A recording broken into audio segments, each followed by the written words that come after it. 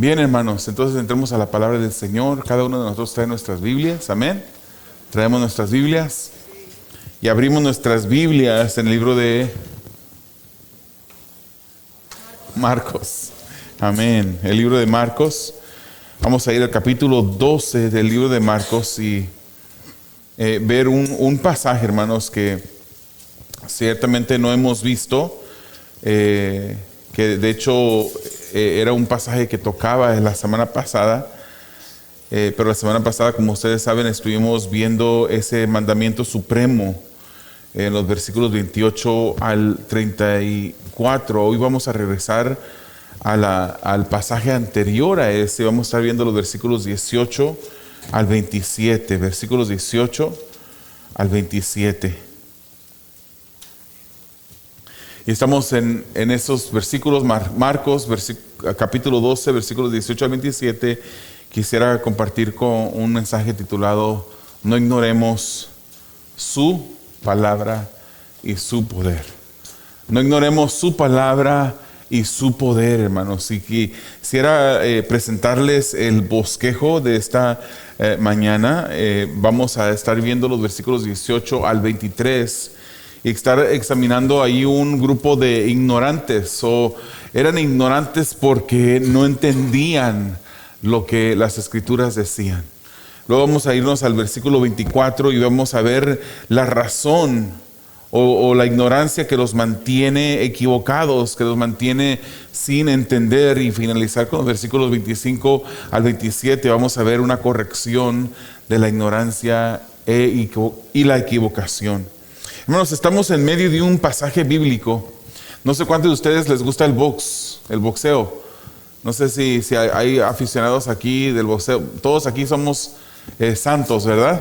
Ninguno de nosotros nos gusta ver ese tipo de golpeo por todos lados. Pero no sé, por de repente alguno que otro tendrá algún día débil. O quizás usted fue un aficionado al box en el tiempo pasado. Y estamos en medio de un pasaje, hermanos, en la que de cierta manera podemos comparar a una pelea boxística. Sin embargo, no es una pelea boxística con un formato convencional. No es normal enfrentarse en un mismo día a diferentes contrincantes, sino que una persona que va a boxear, un boxeador, se prepara, se entrena, corre, se cuida su dieta por muchos meses antes de entrar al cuadrilátero. Y en ese día de la pelea se enfrenta contra otra persona que también se supone hizo lo mismo en preparación para que esos dos peleadores se enfrenten. Pero estamos viendo, hermanos, en este pasaje bíblico del capítulo 12 de Marcos, cómo Jesús no solamente se enfrenta a un contrincante, sino que se enfrenta a varios contrincantes en grupo, no solamente una vez, sino repetidas veces. Llegaban grupos uno tras otro. Primero llegan los montoneros de los fariseos y los herodianos, queriendo vencer a Jesús con el poder del imperio romano, haciéndolo decir algo que ofendiera al imperio romano. Y también querían usar de la opinión pública de los judíos, preguntándole sobre los impuestos. ¿Se recuerda de esa historia? También vemos cómo se suman a estos unos saduceos con guantes de boxeo adulterados, llenos de plomo, que le hacen una serie de combinaciones al Señor Jesucristo, delante de las cuales pensaron que Jesús no podría formar una estrategia de defensa y ofensiva. A eso se le suma un escriba con la intención de enfrentarse con una pregunta sobre lo más importante de la ley, deseando hacer caer a Jesús a la lona con un gancho al hígado. Pero lo que estos contrincantes no se esperaban es que Jesucristo es el Hijo de Dios. Y es el Hijo de Dios que nunca ha perdido una sola batalla. Es un rey victorioso, un rey invicto. Cada uno de ellos que se acercaban para hacer tropezar a Jesucristo, para golpearlo con sus estrategias astutas y artimañas, se encontraron noqueados por el mismo Señor Jesucristo, con un knockout contundente, y que terminaron en la lona cada uno de ellos. Hermanos, la historia de hoy vamos a examinar uno de esos grupos que se acercaron a Jesucristo. Esos eran los saduceos. Y lea conmigo los versículos 18 al 23 que dicen de esta manera: algunos saduceos. Y fíjese cómo el escritor Marcos nos comienza diciendo una descripción de quiénes eran estos saduceos. Dice: algunos saduceos, los que dicen que no hay resurrección, se acercaron a Jesús y le dijeron: Maestro, Moisés nos dejó escrito, si el hermano de alguien muere y deja mujer y no deja hijo, que su hermano tome la mujer y levante descendencia a su hermano. Y luego le cuentan una historia en el versículo 20. Hubo 7 hermanos. Y el primero tomó esposa y murió sin dejar descendencia. El segundo la tomó y murió sin dejar descendencia. Y asimismo el tercero, y así los 7 sin dejar descendencia. Y por último murió también la mujer. En la resurrección, cuando resuciten, ¿de cuál de ellos será mujer? Pues los 7 la tuvieron por mujer. Vemos este pasaje, hermanos, que comienza de una manera descriptiva con los saduceos. Esos saduceos, los que no creen en la resurrección. Pero interesante que esos mismos saduceos que no creían en la resurrección preguntan sobre la resurrección. Preguntan algo que querían saber, o que querían, más bien intencionaban que querían que Jesucristo pensara que ellos querían saber, pero ellos no creían en la misma resurrección. En esta ocasión se enfrentan a Jesús estos saduceos y llegaban al Señor Jesús con una pregunta engañosa, astuta. Parecía una competencia, hermanos. ¿Quién de nosotros podrá ponerle una trampa a Jesucristo de la cual Él no se pueda levantar? Parecía una trampa ingeniosa. Pero para poder entender bien la historia, tenemos que saber quiénes eran estos saduceos, hermanos. ¿Quiénes eran los saduceos? ¿Por qué se llamaban saduceos? Los saduceos, hermanos, eran un grupo político religioso. En ciertas maneras más político que religioso, aunque la apariencia de ellos y sus lugares que ocupaban eran lugares religiosos. Era un grupo muy poderoso y de la clase aristócrata. Eran afluentes, eran ricos. No fueron extraños, hermanos, a la posición contra Jesús. Ellos no es la única vez que se enfrentan a Jesús. Incluso Jesús ascendiendo al cielo, vemos a los saduceos que se repite su protagonismo, su antagonismo, más bien dicho, dentro del libro de los Hechos. La gente, hermanos, común no les tenía confianza a los saduceos. Los saduceos miraban a la gente con arrogancia, dado que su posición era una posición de afluencia. Eran conocidos estos hombres como arrogantes, eran groseros, hambrientos de poder y siempre dispuestos a discutir, siempre dispuestos a que alguien los mirara mal para ellos pelearse con palabras. Eran un grupo que jugaban a la política, un grupo que buscaba siempre el favor del imperio y tenían mucho poder religioso. Pues fíjese, era un grupo relativamente pequeño, más pequeño que los fariseos. Era un grupo pequeño, pero ellos ocupaban la mayoría de los 70 asientos del gobierno judío, que se llamaba el Sanedrín. El Sanedrín tenía 70 asientos, 70 posiciones, y ellos, aún a pesar de ser un grupo más pequeño que los fariseos, ocupaban la mayoría de los asientos. Ocupaban puestos como puestos de sacerdotes, incluso ocuparon hasta el puesto del sumo sacerdocio. Ellos controlaban todo lo que pasaba en el templo.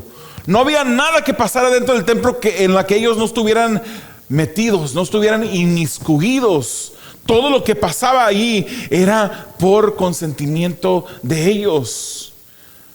Una cosa que podremos decir que era bueno de ellos es que valoraban altamente la autoridad de las Escrituras, especialmente con un enfoque en el Pentateuco. Para ellos, el Pentateuco, los primeros 5 libros del Antiguo Testamento escritos por Moisés, eran para ellos preciados.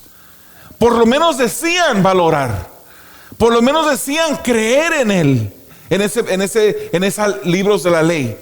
Por lo menos mostraban por fuera, con las bocas, decían que ellos creían. Pero estos hombres negaban la posibilidad de la resurrección. Ellos decían, eso es imposible, no hay resurrección. Ellos negaban que hubiese vida después de la muerte, que hubiese vida del otro lado de la eternidad. No, para ellos no había castigo, no existía eso.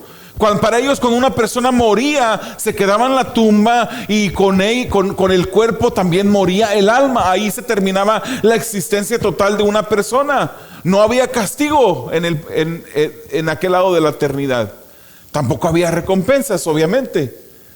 No creían en la existencia de los ángeles, ni creían en la existencia de los demonios. No creían en un Dios personal que está involucrado con la creación a cada momento, sino que creían en un Dios que era distante, que había creado, parecido a los deístas, como muchos de los padres fundadores de esta nación. No eran teístas, eran deístas, que pensaban pues que Dios formó todo lo que formó, creó todo lo que creó, pero luego se desatiende de la creación.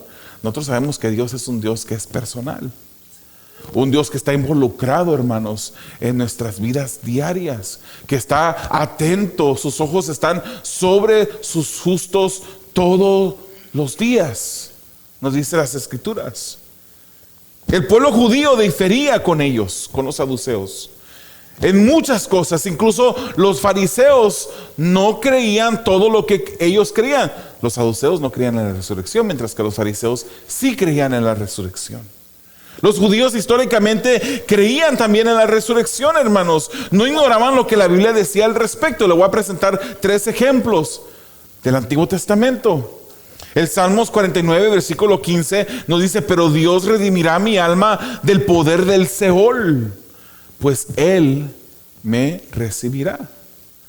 Está hablando del Seol, está hablando de la muerte, de la sepultura, pero luego de allí el Señor me recibirá. El Salmo 73, 24 nos dice: con tu consejo me guiarás y después me recibirás en gloria. Daniel, capítulo 12, versículo 2 dice: y muchos de los que duermen en el polvo de la tierra despertarán, unos para la vida eterna y otros para la ignominia, para el desprecio eterno. O sea que los judíos históricamente, como los fariseos eran judíos, pero en general los judíos creían en la resurrección. Y Marcos, hermano, nos dice que los saduceos se acercaron y los describe como lo que no creen como los que no creen en la resurrección. Ellos entonces citan una ley que estaba en el Antiguo Testamento. ¿Y sabe de dónde sacaron esta ley? Del Pentateuco, del libro de Deuteronomio. Si usted quisiera ver sobre esta ley, usted puede leer Deuteronomio capítulo 25, versículos 5 al 10. Usted va a encontrar en ese pasaje la ley del levirato. Levir es latín para hermano del marido. Eso se ha conocido también como la ley del cuñado.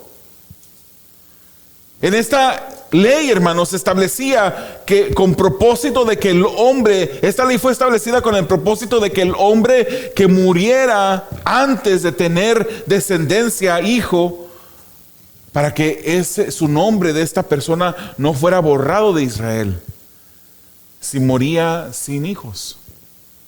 Entonces esta ley, en este caso el hermano del difunto, decía en Deuteronomio 25, debería de tomar a su cuñada como mujer, puesto que su hermano que estaba casado con ella murió antes de tener hijo. Ahora le pertenecía al hermano sobreviviente tomarla como mujer, y el primogénito, el hijo que naciera de esa unión, sería considerado como hijo del difunto.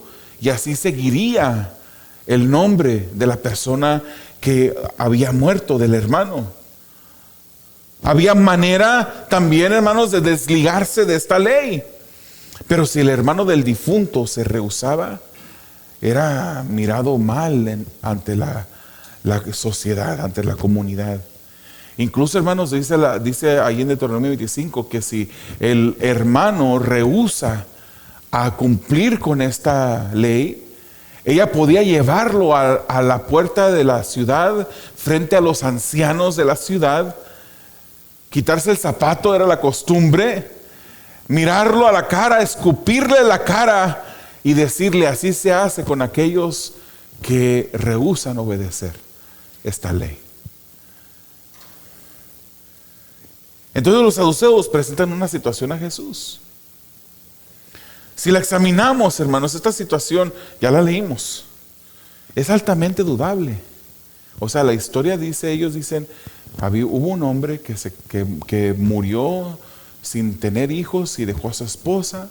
Después su hermano se casa con esta mujer, pasa lo mismo, no tienen hijos, muere esto, y luego le pasa lo mismo al tercero, al cuarto, al quinto, y todos murieron después de haberse casado con esta mujer.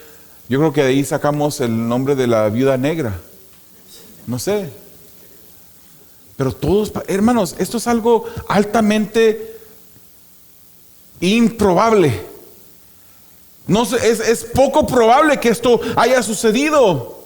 Es altamente dudable. La ley del levirato incluso solo menciona el caso de un hermano sobreviviente, y ellos presentaron a 6 hermanos sobrevivientes que luego mueren sin tener descendencia. Ellos llevaron la historia a un nivel de exageración, y no solamente de exageración, sino de mentira, hermanos. Si usted lee el pasaje paralelo a este pasaje en Mateo capítulo 22, versículo 25, ellos presentaron esta historia como verídica, porque dijeron: había entre nosotros. Había entre nosotros. Esto nos indica las falsas intenciones de la pregunta de estos saduceos. Querían que Jesús tropezara. Al igual que los demás, ellos también falsamente llaman a Jesús maestro, igual como el escriba, igual como los herodianos y los fariseos, cuando se le acercan a preguntarle sobre el impuesto, falsamente le llaman maestro. No falsamente porque no fuera maestro. Jesucristo es el mayor y más grande maestro que ha caminado sobre la faz de esta tierra, pero falsamente porque ellos no creían. Ellos hablaban falsedad porque en su corazón no creían que Jesús en verdad era un maestro. Y la pregunta era, en la resurrección, cuando resuciten, ¿de cuál de ellos, de cuál de los 7 hermanos será mujer? Pues los 7 la tuvieron por mujer. Ellos no creían en la resurrección, pero toman de esta creencia, de esta enseñanza de la resurrección, para atacar a Jesús con ella. Es posible, hermanos, que a los oídos de los saduceos también hubiese llegado cuando Jesucristo anunció su muerte. A lo mejor alguien vino y les dijo: anda por ahí un maestro enseñando que va a morir, pero que al tercer día va a resucitar. Ya hemos pasado estos pasajes en Marcos capítulo 8 versículo 31, también en Marcos 9:31 y en Marcos 10:34 vimos cómo el Señor Jesucristo repitió 3 veces, lo dijo a sus discípulos y a las personas que estaban a su alrededor: voy a morir, me van a encarcelar, me van a despreciar, voy a ser despreciado, voy a morir, pero al tercer día voy a resucitar. En cada una de las 3 ocasiones en las que Jesús anuncia su muerte, Él también anuncia su resurrección. Es posible que ellos estaban cuestionando la resurrección de Jesucristo anticipadamente, y por eso vienen a Jesús con esta pregunta. Eso es lo que el autor Marcos nos está diciendo, hermanos. Lo que Marcos nos está diciendo aquí es que los falsos creyentes de las Escrituras, los que eran creyentes entre comillas de las Escrituras, ellos mismos no creían en las Escrituras. Las ignoraban. No entendían las Escrituras. Nadie puede acercarse correctamente a Dios si ignoran quién es Él? ¿Cuándo fue la última vez que usted se acercó a Dios? Y que le pidió al Señor algo, incluso dudando en su corazón que Él podía hacer eso. La palabra del Señor nos dice en Hebreos capítulo 11, 6, y sin fe es imposible agradar a Dios. Sin fe es imposible agradar a Dios, porque es necesario que el que se acerca a Dios crea que Él existe y que recompensa a los que le buscan. ¿Cuándo fue la última vez que usted se encontró en un estado similar a de los saduceos? Que decimos creer en Dios, decimos creer en sus escrituras, pero estamos dudando de Él. Estamos dudando del poder de Dios en nuestras vidas, aún después de haber visto tiempo tras tiempo, situación tras situación en nuestras vidas en la que Él ha manifestado su poder en nosotros. Seguimos dudando, seguimos sin entender. El versículo 24 nos da el segundo punto del mensaje: la ignorancia que los mantiene equivocados. Dice el 24, Jesús les dijo: ¿no es esta la razón por la que están ustedes equivocados, que no entienden las escrituras ni el poder de Dios? ¿No será que ustedes están equivocados porque ustedes en verdad no han entendido las escrituras y no han entendido el poder de Dios? Esa es la pregunta con la que Jesús contesta. Esa es la ofensiva del Señor Jesucristo. Jesús comienza su contraofensa. Identifica el problema de su error de estas personas en su ignorancia. No entendían las escrituras, no entendían el poder de Dios. Me recuerda, hermanos, a otro grupo de personas a la que Pablo censura por su práctica contradictoria. Las escrituras, hermanos, censuran la práctica contradictoria. No podemos, hermanos, vivir de una manera, decir que somos y practicar cosas de los que no son. No debemos de decir que somos y no practicar las cosas de los que son. En una ocasión Pablo le dijo a Timoteo, en 2 Timoteo 3:5, que habían aquellos que tendrían apariencia de piedad, pero negarían la eficacia de ellas. Tendrían apariencias parecido a los fariseos, parecido a los saduceos también, que tenían apariencia externa, que quizás cargaban una Biblia, que quizás hay personas que quizás cargan una Biblia o quizás tienen el vocabulario bien pulido de un cristiano, pero se cierra la puerta y la práctica de ellos es muy diferente. Posiblemente cayendo en problemas y pecados de pornografía. Posiblemente cerrando la puerta y llamando a esa persona que usted sabe que sí le va a escuchar,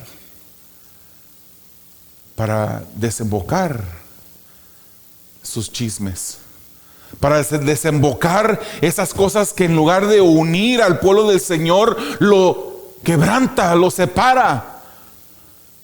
No podemos decir que somos cristianos y seguir viviendo de una manera que no es, de una manera incorrecta, con las prácticas incorrectas, metiendo diferentes situaciones en otras personas, contaminando a otras personas con lo que hay en el corazón de uno.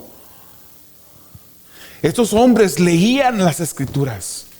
Los saduceos decían creer en las escrituras, estudiaban las escrituras, memorizaban las escrituras, pero no las entendían. Y porque no las entendían, no las creían. No creían en las escrituras en realidad, aunque decían que creían en ellas. Y al no entender las escrituras, ellos miraban el poder de Dios de una manera limitada. Ellos decían creer en el Pentateuco, los primeros 5 libros escritos por Moisés. Para ellos esos libros eran apreciados. Pero ellos miraban el poder de Dios con límites. Ellos decían creer en las escrituras, pero no era así porque ignoraban las escrituras.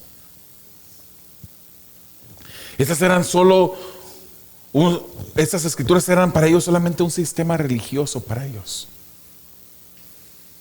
Me llamo cristiano porque es lo correcto para hacer. Me llamo cristiano porque pues voy a la iglesia. Eso es lo que hago todos los domingos, todos los jueves. Ignoraban, hermanos, pues no entendían lo que las escrituras decían acerca del poder de Dios. Por ejemplo, Salmos 33:6, perdón.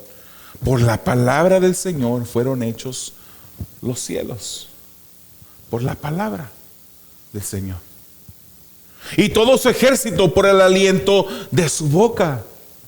Ese es el poder de Dios que las escrituras nos muestran.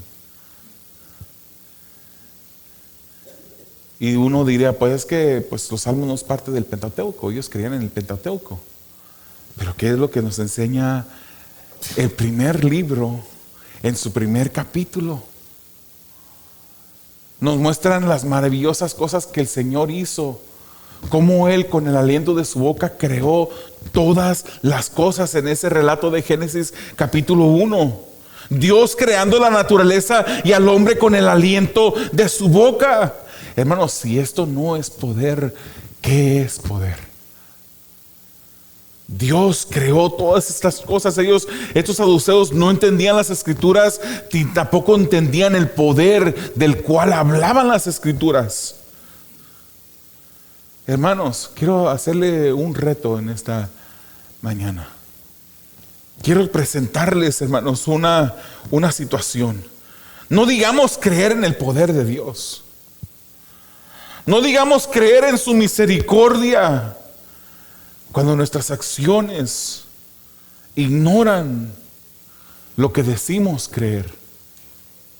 Voy a repetirlo, hermanos. No digamos creer en el poder de Dios y su misericordia y con nuestras acciones negar lo que estamos diciendo.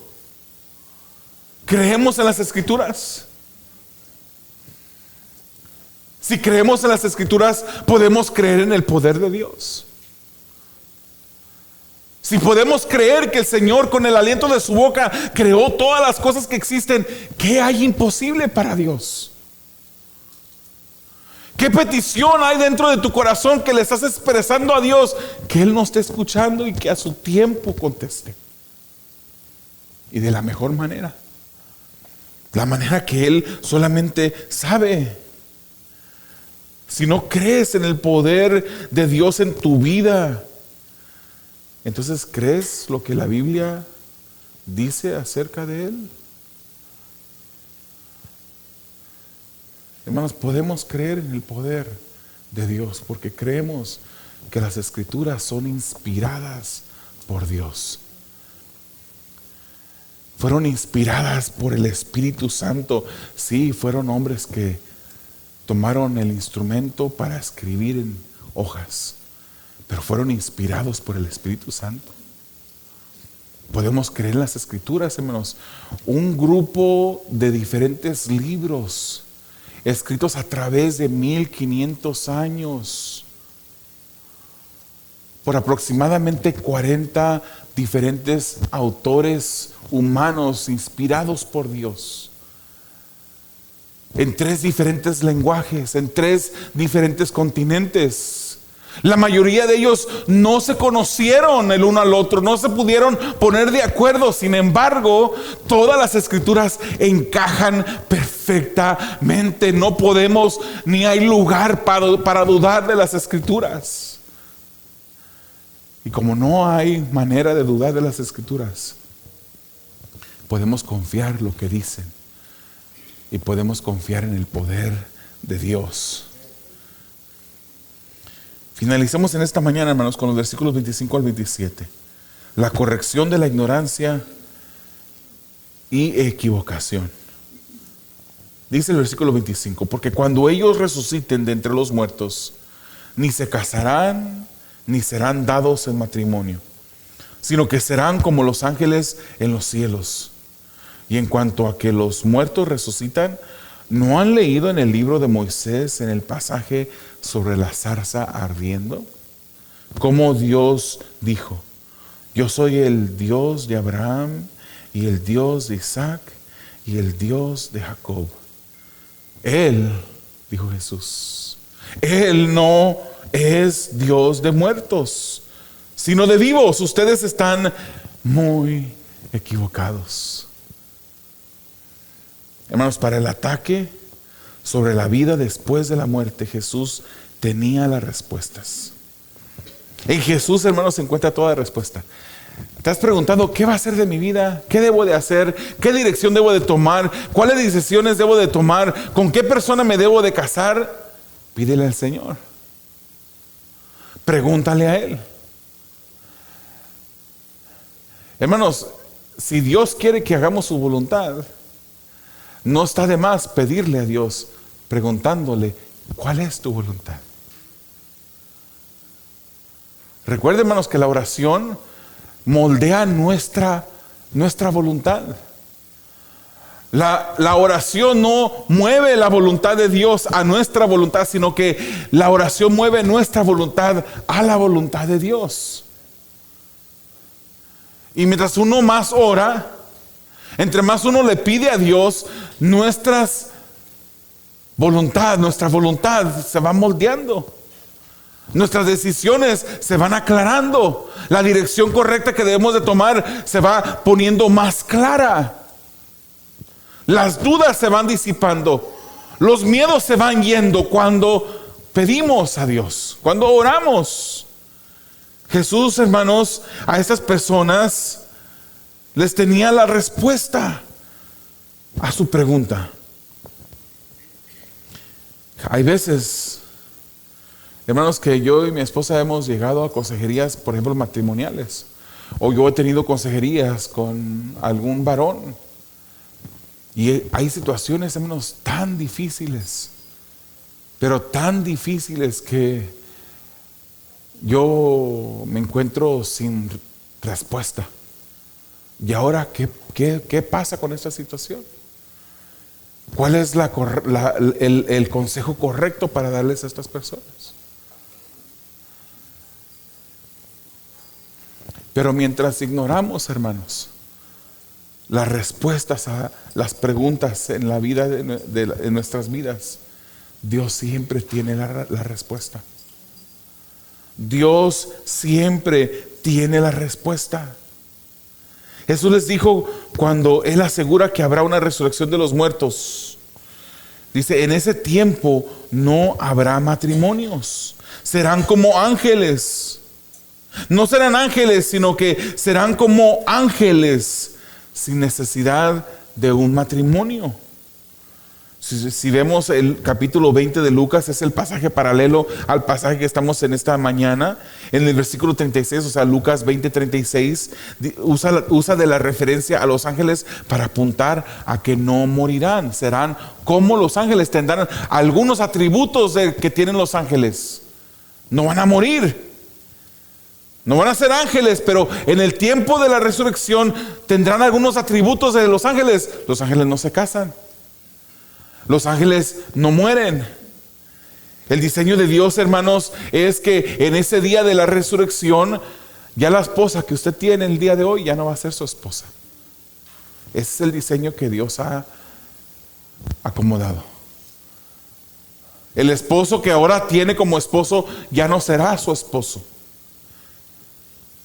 El día de ayer hablábamos con nuestro hijo, mi esposa y yo, y él preguntaba: ¿conoceremos a las personas en el cielo? Cuando ya estemos allá en el cielo, ¿nos vamos a conocer el uno al otro? Hay diferentes posiciones sobre esto. Hay unas personas que dicen que no vamos a conocernos, porque la Biblia claramente no lo explica, pero pues si no lo explica claramente, en realidad no podemos saber la respuesta. Mientras que otras personas dicen, sí, nuestro conocimiento va a ser mayor al de ahora. Vamos a conocer a los diferentes personajes bíblicos. Vamos a conocernos los unos a los otros. Simplemente ya no seremos padre e hijo. Ya no seremos esposo y esposa. Todos estaremos en el cielo, adorando al Señor, hermanos, por una eternidad. Hay diferentes preguntas que diferentes personas hacen sobre esa resurrección, ¿cómo será? Hermanos, la Biblia nos da algunos detalles, pero los detalles que la Biblia no nos da, no nos preocupemos tanto por ello. Preocupémonos solamente por estar escritos en el libro de la vida y que en aquel día futuro nuestro nombre esté allí. Que el Señor no diga, no te conozco, apártate de mí, hacedor de maldad. Sino que diga, bienvenido. Entra en el gozo de tu Señor. En lo poco fuiste fiel, en lo mucho te pondré. Preocupémonos que nosotros estemos en la lista, que nuestras vestiduras estén blancas, lavadas por la sangre del Cordero. Que esa sea nuestra preocupación, ¿no? ¿Qué? ¿Será que en el cielo vamos a comer? ¿Habrán postres en el cielo?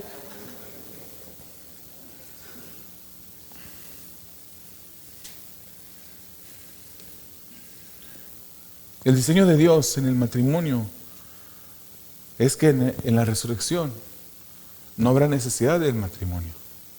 Dios instituyó el matrimonio desde Génesis capítulo 1, 28 para esta tierra, y Dios lo bendijo. Dice Génesis 1, 28, Dios los bendijo y les dijo, sean fecundos y multiplíquense, llenen la tierra y sométanla. Esa fue una de las razones por la que Dios estableció el matrimonio, una de las razones. Y Efesios capítulo 5, hermanos, los que hemos estudiado y leído ese capítulo, nos da otra razón por la que Dios creó el matrimonio. El matrimonio en esta tierra debe de ser, especialmente en el cristiano, bueno, más bien en el cristiano, debe de ser esa representación de la relación que Cristo tiene con su iglesia. Es por eso que el apóstol Pablo en el capítulo 5 de Efesios habla de ese misterio que estuvo oculto desde la antigüedad, pero que ahora se revela. Dios, hermanos, desea que nuestro matrimonio sea un matrimonio que refleje la relación de un Cristo esposo que ama a su esposa, que se entrega por ella, que la respeta, que la honra, que la santifica. Y desea que la esposa sea el reflejo de una iglesia que se somete en amor a su esposo. Pero en la resurrección ya no habrá matrimonio. Algunos de ustedes podrán decir, gracias a Dios. Pero si lo dice, hermano, hay un problema de raíz. Se escuchó gracioso, entiendo la risa, está bien, no estoy criticando la risa. Pero el que diga eso, hay un problema más de raíz. No, el que diga eso no ha podido en verdad entender lo que el matrimonio es y para qué fue instituido. En aquel tiempo no habrán matrimonios. Entonces el Señor les dice, serán como los ángeles. Y para el ataque de la resurrección, porque ellos no creían en la resurrección, Jesús tenía otra respuesta también. Bueno, los saduceos hacen referencia al Pentateuco cuando dicen sobre la ley del levirato. Con esa intención dijeron, había un hombre, acuérdate que Moisés escribió de esta manera y había un hombre que murió y luego vinieron sus hermanos y todos murieron. Ellos presentan un ejemplo, una historia basada en el Pentateuco. Querían una respuesta de esta ley del levirato. Y Jesús también los lleva para atrás al Pentateuco, haciendo referencia a las Escrituras. Esas mismas Escrituras, Él usa estas mismas Escrituras que ellos decían que creían. Ellos creían que cuando una persona moría, su alma también moría, todo terminaba. Pero Él dice, ¿se recuerdan? Como en aquel tiempo no había capítulos y versículos, ¿verdad? No estaba dividida la iglesia, la Biblia, las Escrituras de esa manera todavía. Jesucristo les da la cita. ¿Se recuerdan esa cita sobre la zarza ardiente? Y Él cita Éxodo capítulo 3, versículo 6. Dice, y añadió, yo soy el Dios de tu padre, el Dios de Abraham, el Dios de Isaac y el Dios de Jacob. Para el tiempo en que Moisés tiene esta interacción con Dios, hermanos, para el tiempo en que Dios tiene esta interacción con Moisés, ya Abraham había sido sepultado. Ya Isaac también, y también Jacob había sido sepultado. Moisés descendía de ellos. Estos hombres habían muerto ya, habían pasado a la historia humana. Pero Jesús apunta cómo Dios usa el lenguaje. Dios el Padre usa el lenguaje en el tiempo presente. Él dice, yo soy el Padre de Abraham, de Isaac y de Jacob. Si todo dejara de existir y cuando el cuerpo muriera, también muriera el alma, era más apropiado que Dios hubiese dicho, yo era el Padre de Abraham, yo era el padre de Isaac, yo era el padre de Jacob. Pero Dios dice, yo soy el padre de Abraham, de Isaac y de Jacob. El pasaje paralelo de Lucas 20, en Lucas 20, versículo 38, dice que Dios es Dios de vivos porque todos viven por Él.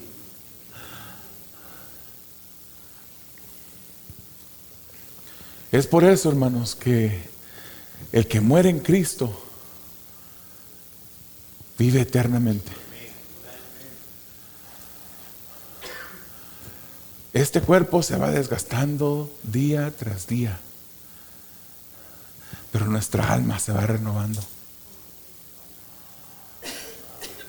Este cuerpo se va envejeciendo.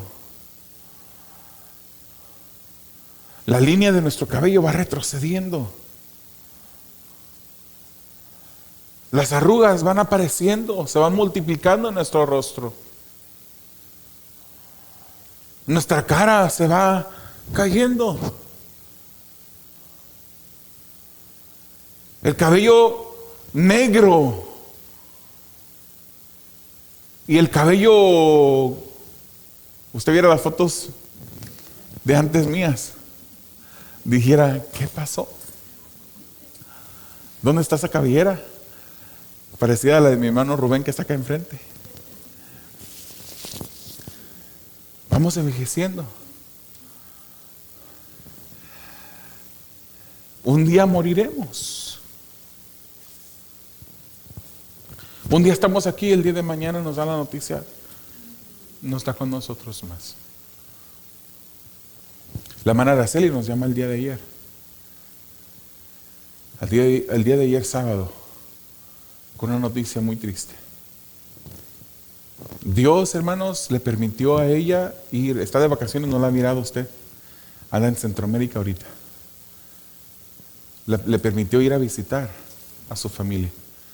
El viernes a la noche, su padre de 80 años, de buena salud, sin tener problemas de colesterol, que diabetes, nada. Dice, una leve alta presión tenía a los 80 años, dirigiendo un grupo pequeño de estudio bíblico el viernes en la noche. En la mañana, el sábado, amanece, le hace desayuno a su padre, sale con su esposo Mario a la farmacia, y mientras que está en la línea esperando para recoger algunos medicamentos para su papá, le llama a su hermana que la ambulancia había llegado por su esposo, por su padre. Y luego se va para allá y recibe la noticia que su padre falleció. Una noche estaba y la próxima mañana ya no estaba. Pero él vive. Él vive porque él era hijo de Dios en esta tierra. Y estar ausentes del cuerpo es estar presentes con el Señor. Nosotros estamos envejeciendo, hermanos, pero nosotros tenemos una seguridad. Porque creemos en las Escrituras. Creemos en lo que Dios nos ha dicho. Todo aquel que está en Cristo vivirá. Por eso el apóstol Pablo, hermano, decía: para mí el morir es Cristo, el vivir es Cristo y el morir es ganancia. Estamos envejeciendo, pero en aquel día estaremos con el Señor Jesucristo. Hermanos, podemos creer en el poder de Dios y en las Escrituras. ¿O eres de los que dicen que crees en las Escrituras y en el poder de Dios, pero te comportas y haces cosas que dan a entender que no crees en las Escrituras y que no crees en la resurrección, que dan a entender que eres como esos saduceos? Valoremos el contenido de la Biblia, hermanos, la palabra, la Escritura de Dios. No dudemos en el poder de Dios. Creemos que Dios creó todo el universo con el aliento de su boca. Él dijo y fue hecho. Creemos, hermanos, que Jesús murió, pero creemos de una manera contundente, y no estábamos ahí, que Jesús también resucitó.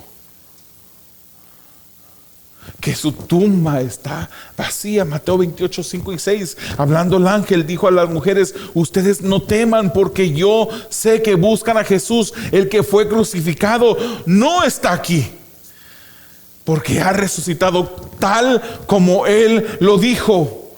Vengan, vean el lugar donde estaba puesto. Tal como Él lo ha dicho, sucederá. Podemos creer en las Escrituras. Podemos creer en la palabra y en el poder de Dios. Jesús resucitó, hermanos. Imagínense si Jesús no hubiese resucitado. Seríamos dignos de lástima. Y vana sería nuestra fe, hermanos. Estaríamos aquí perdiendo el tiempo. Jesús seguiría muerto en la tumba. Mejor, ¿para qué estamos aquí? Vámonos a nuestras casas, vámonos a disfrutar, vámonos a hacer lo que sea. Pero no, porque Él resucitó. 1 Corintios 15, versículo 12. Ahora bien, si se predica que Cristo ha resucitado de entre los muertos, ¿cómo dicen algunos entre ustedes que no hay resurrección de muertos? Y si no hay resurrección de muertos, entonces ni siquiera Cristo ha resucitado. Y si Cristo no ha resucitado, vana es entonces nuestra predicación, y vana también la fe de ustedes. Aún más, somos hallados testigos falsos de Dios, porque hemos testificado contra Dios que Él resucitó a Cristo, a quien no resucitó, si en verdad los muertos no resucitan. Es como un efecto dominó, ¿verdad? El que dice que no hay resurrección, entonces Jesucristo no resucitó. Pero nosotros creemos que Jesús resucitó, porque creemos lo que las Escrituras dicen, porque creemos que Dios es poderoso para hacerlo. ¿Crees tú que Dios es poderoso para hacer lo que estás esperando en tu vida? ¿Crees tú que el Señor sigue siendo fiel? El título de este mensaje es No ignoremos su palabra y su poder. No ignoremos su palabra y su poder. Si estás dudando de Dios, estás dudando de sus Escrituras, estás dudando de su poder, entonces estás ignorando. No ignores. Y sería una ignorancia peor, hermanos, porque podemos decir todos somos ignorantes de algo. Se escucha feo cuando alguien nos dice ignorante, ¿verdad? Pero somos ignorantes de algo, no lo conocemos todo. Hay cosas en este mundo que ignoramos. En cierta manera somos ignorantes, pero el tipo de ignorancia al que me refiero en este momento es una ignorancia peor, porque es una ignorancia de alguien que decide no escuchar, de alguien que decide olvidar, de alguien que decide no poner atención en lo que las Escrituras están diciendo. No ignoremos su palabra y su poder. La palabra de Dios, hermanos, es viva y es eficaz, y debemos de creer en ella. Recordemos que tenemos a un Dios inmenso, con un poder infinito, a un Dios para el cual no hay nada, dígalo conmigo, no hay nada imposible para Él. Podemos creer en Él, creamos en Él, no dudemos de Él. ¿O eres de los que no creen que hay resurrección? Amigo que me estás escuchando, es posible que tú creas que el día de mañana, cuando llegues a morir, el próximo año, en la próxima década, posiblemente piensas que no hay resurrección. Pero la resurrección de vida es real, como también la resurrección con un fin muy diferente. Fíjate lo que dice Juan 5, versículos 28 y 29. No se queden asombrados de esto, porque viene la hora en que todos los que están en los sepulcros oirán su voz. Y saldrán los que hicieron lo bueno a resurrección de vida, y los que practicaron lo malo a resurrección de juicio. ¿En qué grupo estarás tú? ¿De que hay resurrección? Hay resurrección. Cierra tus ojos, por favor. Te invito a que los cierres y que inclines tu rostro y que nos pongamos a meditar en lo que hemos leído en esta mañana. Creemos en las Escrituras. Creemos en el poder de Dios. Nuestra práctica honra las palabras que salen de nuestra boca. Nuestra práctica revela en realidad que tú eres de los que creen en las Escrituras y crees en el poder de Dios sin que lo tengas que decir. ¿Cómo estás viviendo? ¿Será que en el cielo vamos a poder comer y disfrutar de muchas de las cosas que disfrutamos en este mundo? ¿Será que en el cielo van a ver los mismos colores que hay aquí? ¿Será que las vestiduras que el Señor nos dé en el cielo nos llegarán hasta los tobillos o solamente hasta las rodillas? ¿Serán en realidad estas preguntas importantes? ¿No será la pregunta más importante para tu vida si estás escrito, si tu nombre está escrito en el libro de la vida o no? ¿No será eso una pregunta contundente, una pregunta más relevante? ¿No será la pregunta más importante? Señor, estoy creyendo en verdad en tus Escrituras. Estoy creyendo en verdad que tú tienes poder para hacer todas las cosas posibles. ¿O es mi duda la que desafía esa creencia? Puedes creer en Dios, hermano. Puedes creer en su poder. Puedes creer porque sus Escrituras son veraces. Y tú, amigo que me escuchas, si tú no crees en las Escrituras, si tú no crees en el poder de Dios, sigues muerto en tus delitos y tus pecados. Y para ti habrá una resurrección también. Pero como dicen las Escrituras, tu resurrección será una resurrección para juicio. Hoy es el día de arrepentimiento. Hoy es el día que llegues a Jesús y le pidas perdón, te arrepientas de tus pecados. Amado Dios, esa es tu palabra. Haz la obra que tú has intencionado hacer, Señor, con ella. Ella no vuelve atrás vacía, Señor, sino que produce el efecto para la cual fue enviada, Señor. Si es tu voluntad salvar, salva. Si es tu voluntad, Señor, afianzar nuestra fe, afiánzala, Señor. Si es tu voluntad, Señor, ser recordados de la grandeza de ese Dios al cual servimos, hazlo, Padre, porque tú eres Dios grande y verdadero, Dios eterno, poderoso. Gracias, Señor, por la verdad de tus Escrituras. Gracias, Señor, por la realidad de tu gran poder, Señor. Muchas gracias, Señor. Bendice tu palabra, Señor, en el corazón de tu pueblo, en el nombre de Jesús. Amén.